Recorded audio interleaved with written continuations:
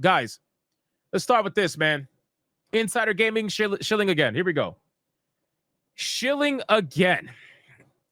Assassin's Creed Shadows passes 3 million players in 7 days. My God, dude. They announced this the same day they announced the subsidiary with Tencent. Amazing, right? Guys, we got 3 million players. We're the top game. We're amazing. Oh, by the way, don't pay attention to the fact that we are having to create a new company to sell our games to that company, to maintain control over that company. But now we got to pay royalties to Tencent because they saved us. It's incredible.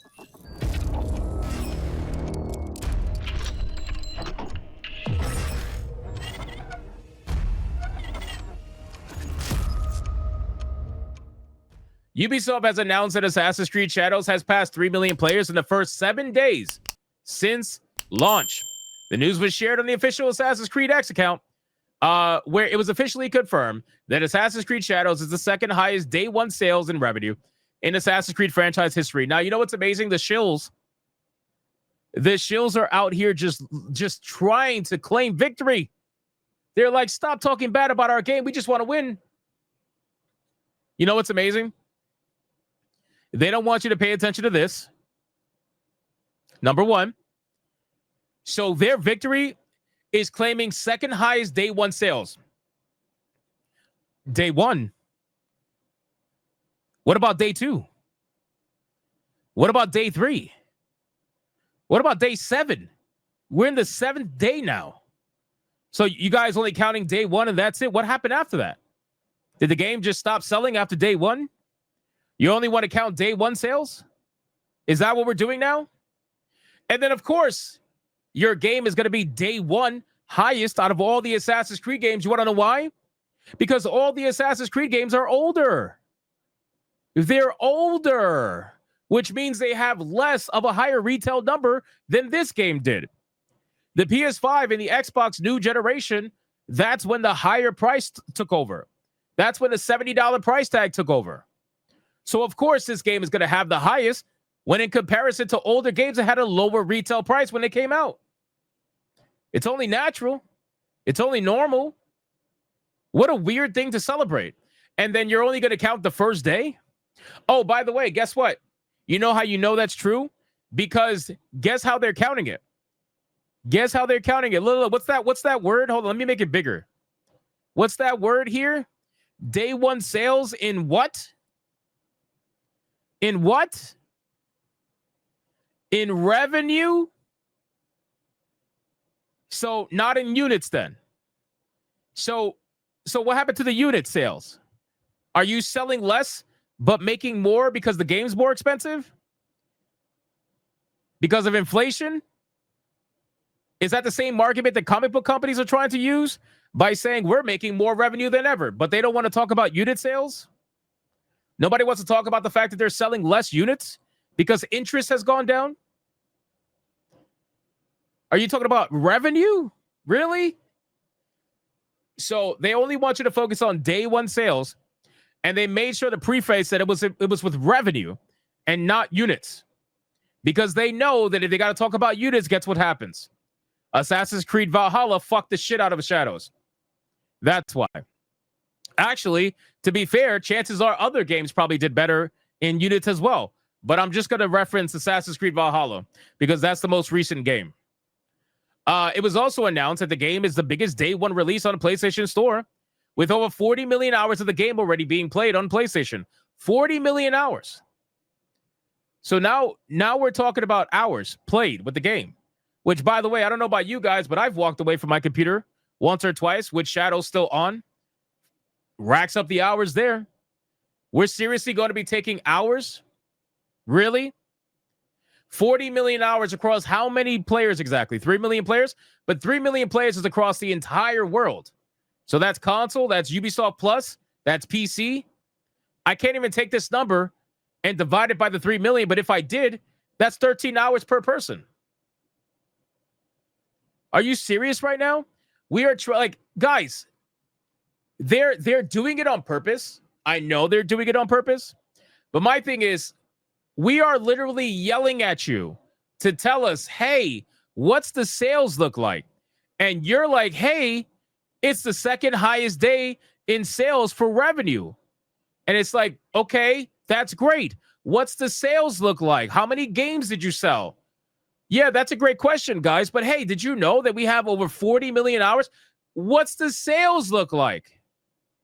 Hey, but yeah, that's fine. But did you know that the game's a commercial success? What's the fucking sales look like? They don't want an answer. They don't want to answer at all. Hey, did you know our game is 82 out of 100 with the urinalist? What's the fucking units look like? What's the sales look like? That's a great question, but did you know that Insider Gaming shilling for us? What's the sales look? Am I talking to a fucking wall, bro? What's the sales look like? You can shut everybody the fuck up right now if you announce what the unit sales look like. You guys are dodging the question and answering with everything else that nobody has asked you about. Nobody has asked you about any of this. We've only asked you one simple question. What's the sales look like? We got the answer on Steam, and it doesn't look too good. So you guys are the ones trying to claim that Assassin's Creed Shadows is a console-focused game, which I'll give you that. That's fine. But you said the same thing about Dragon Age Veilguard, and look how that ended. And that game did better on Steam than your game is doing. So I don't think it's bad for us to ask, what's the sales? I think it's a fair question.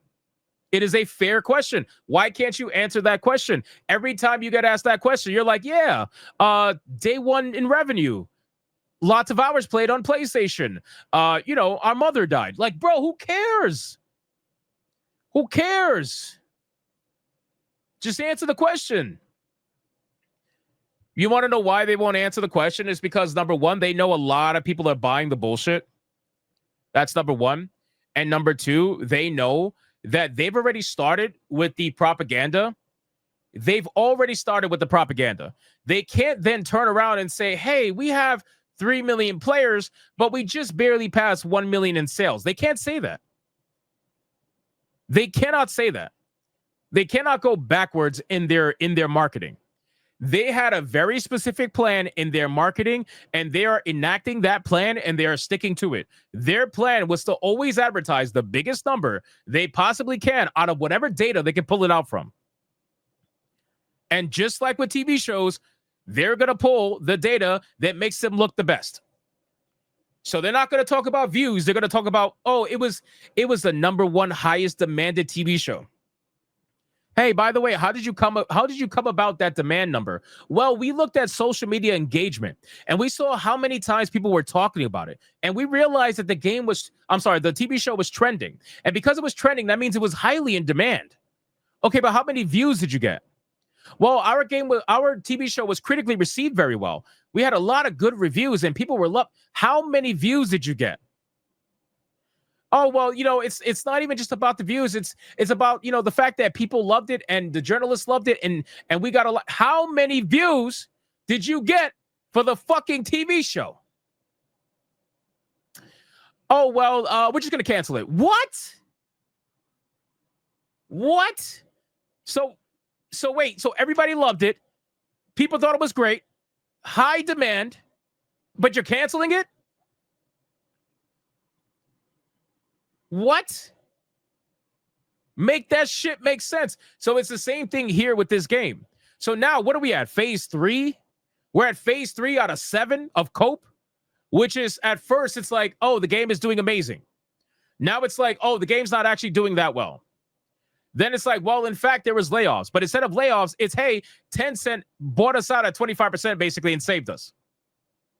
And then after that, a few months later, what's it going to be? Well, Assassin's Creed actually wasn't that great. What? What the fuck is going on? How is it possible that people like Booty Adams, Mighty Cuck, all these people, Fighting Cowboy, they all believe the slop?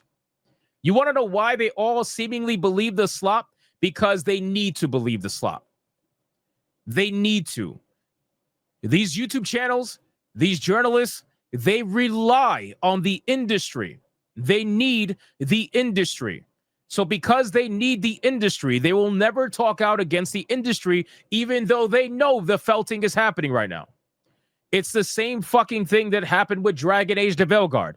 Everybody wanted to pretend as if the game was a massive hit.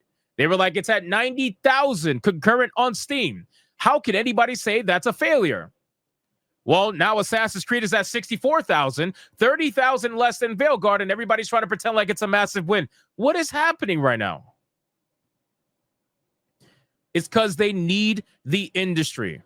And because they need the industry, they're going to do everything they can to ensure that the industry thrives with their fan base.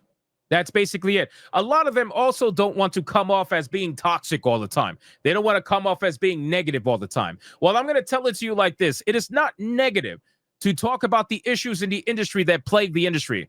It is not negative to talk about the problems that are affecting the industry that we all seemingly partake in. I think it's ridiculous that you are out here trying to pretend as if it's negative to do that, when for me, you know what I view as negative? I view trying to turn your cheek the other way as negative. I view you trying to pretend like nothing's wrong while everything burned down around you as negative. I view you trying to pretend as if things do not exist, only for the games and the TV shows and movies to be shut down, for all these things to be shut down when it didn't have to be. I view that as negative. That's what I view as negative. I don't view talking about the issues in the hopes that they get better as negative. Turning the other cheek and pretending like nothing's happening is negative, in my opinion. Turning the cheek the other way and being toxically positive and pretend like everybody's a chud and a grifter because they're talking negatively about the issues in the gaming industry that you happen to ideologically align with, that's negative, in my opinion. And again, that's all in my opinion, like everything else. But still, that's what I view as negative. I talk about the positives in the industry. I talk about when games are doing well. I also talk about the negatives and what's affecting the industry, in my opinion, and what's harming it. The certain ideas that people have that are harming it, the monetization practices that are ruining the gaming industry. Companies are relying on these predatory monetization practices because they're too scared to raise the price of their video game. So what ends up happening is when gamers reject these practices and the game that they didn't want to raise the price on didn't sell enough, they die. Or they end up getting whored out to Game Pass, Ubisoft Plus, EA Pro, whatever. They get whored out to these subscription services. They get a small little payout from the, the publisher or whatever. And that's it. They're dead. Most of the time. And then they're going to try to say, well, people just don't have money anymore. What are you talking about, bro? Black Myth Wukong doing perfectly fine. All these other video games, Starfield, even Starfield did perfectly fine. As much as people hated that game sold fucking crazy. Baldur's Gate 3 did perfectly fine. Kingdom Come Deliverance 2 did perfectly fine. But you know what's ironic? PlayOn just said that I didn't even cover that. PlayOn, I don't know if I'm saying their name right. PlayOn, the company that semi-owns Warhorse Studios, which is a subsidiary of Deep Silver, if I'm not mistaken, they just announced layoffs.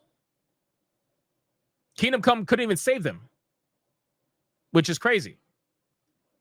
So, again, pretending as if all this stuff is not happening, I think is negative. I think that's highly, highly, highly disingenuous towards the gaming industry. You should be able to talk about the positives. You should be able to talk about the negatives. You should be able to talk about all of it without being labeled a fucking grifter, this, that, whatever. I think it's bullshit. But to be fair, again, you could get mad at me. I had people mad at me, and I'll show you. Anyway, so let's move on to the next thing. Let me go to my Twitter page. Bro, I had people melting down at me over the fact that I got Shadows for free. I'm like, what? You're mad because I got Shadows for free? I didn't get it for free from Ubisoft. I got it because a subscriber was nice enough to gift it to me. But I've paid for my games. I will continue to pay for my games. I don't give a shit. But people want to gift it to me. They want me to review games. That's my job on my other channel. I review games.